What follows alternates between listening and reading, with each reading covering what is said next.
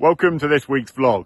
It's been dry for just about long enough to get outside and record this video, but I know there are many of you across the country that are really struggling with the incessant rainfall, particularly those that have got flooding down in Somerset and other parts of the southwest.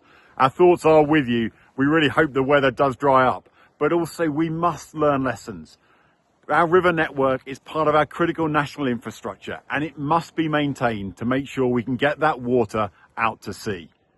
Earlier on in the week, I was at the Economist Future of Food conference. It was fantastic that the Economist are taking such an interest in this topic. It had brought together major players from all parts of the food supply chain, with a couple of hundred plus in the audience. At the start of the day, they talked about the resilience of global food supply and ranked countries, and the UK came out ranked third at 76%. This really didn't ring true with what I'm seeing on farm. And when we looked at the metric, it's looking at four different things: affordability, food safety, the availability of food, and climate risk responsiveness. This creates a real concern for me, because at no point is it thinking about the profitability of producing the country's food. For us as farmers, the risk that we are taking, we are not getting fair returns from the marketplace in many situations, and it creates real complacency if decision makers and policy makers in Whitehall end up seeing that statistic and thinking we have a safe, secure supply of food, rather than recognising the knife edge that this sits on at the moment.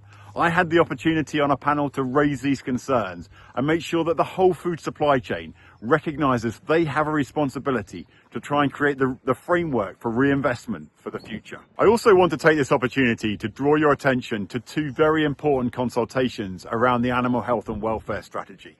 Please do visit the website and give us your views around the banning of caged egg production and lamb castration and tail docking. We know that this will have a real impact, and also the economics of this have to stack up. So please do give us your views so that we can feed them in to government. This week is Mind Your Head week, and I'm going to hand over to David for an update. But firstly, I just want to tell you how I try and deal with the stresses and strains and the pressures. I try to get off farm and play hockey on a Saturday. Taking part in a team sport is really important for me. It means I can forget the world of work and all the challenges that we face there and focus on something completely different. Here's David. I want to update you on Mind Your Head Week, and just to remember, it is about hope, raising awareness and saving lives.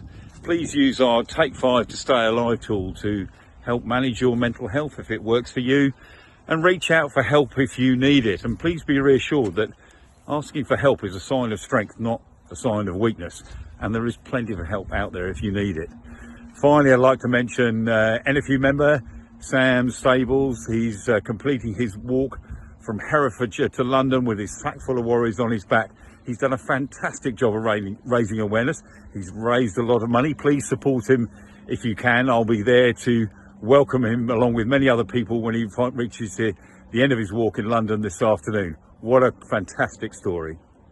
Finally, for this week, we welcomed our new group of student young farmer ambassadors. These are going to be brilliant advocates for the industry, bringing a younger voice into the NFU and understanding why the role of the NFU is so important, and being our voice out on the ground with younger members.